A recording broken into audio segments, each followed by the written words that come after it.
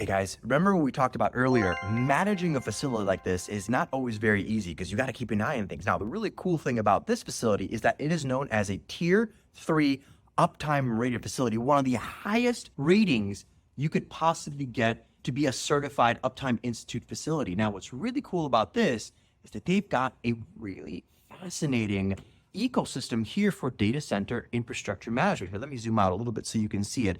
So what you're looking at right here is quite literally the entire infrastructure, everything from the chilled water pumps right there to the chilling towers, the chiller itself, the utility fees that are coming in from different sides, all of the generators, the UPS batteries, and so on. Remember, this architecture is fully redundant. So in a way, if some of these fail, you know you're going to have secondary systems keeping this up and running. Now, what's really fascinating is there's a room, the network operations room, where the users and the administrators have multitudes of these screens and much more detail on each one of these components. This is sort of just like a general screen, so you can see how operations are being run at a Tier 3 facility. So again, in the operations room, these engineers have very, very specific details to each one of these components, whether it's power, whether it's voltage, whether it's how much water is coming in, whether it's how much power is being used, whether it's how much condenser water is being pumped, etc., all to make sure that this infrastructure, first of all, continues to be operational, and most importantly, continues to deserve that very cool Tier 3 rating.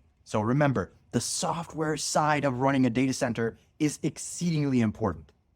Hey everybody, I'm in one of my favorite places. That is the data center hall itself, because I got a chance to check out these cool rows and all of the really cool gear. Now, Scott Data Center is continuously upgrading and modernizing. So what you're going to see are two different types of containment. Sort of this more open containment architecture between hot aisles and cold aisles, and an architecture that is much more contained. I'm going to show you what that looks like in just a second.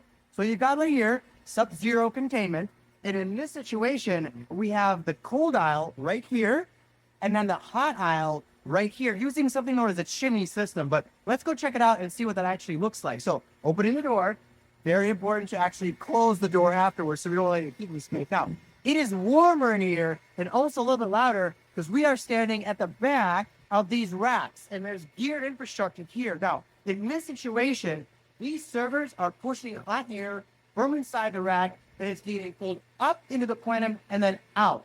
This is called a hot aisle containment because the cold aisle is on the outside, pushing cold air in, the hot air gets trapped in here, and we use physics basically to push it all the way up. So now, you can see it's contained all the way at this end, and also all the way at this end, and also at the very top, there are plastic-style containment systems to keep this nice and contained. Now, this is important for efficiency, for density, and of course, sustainability as well, because you are going to be using less power. So this is what a data center role looks like with a type of containment system that allows it to, again, maintain that heat architecture in a very sort of enclosed state. Now, that being said, these compute architectures that you're seeing right now, these servers here, these are more of your traditional types of servers for things like email and SQL databases, maybe a virtualization farm. Now, to support next generation compute like AI, you're going to need something a little bit more powerful. Let's go check that out.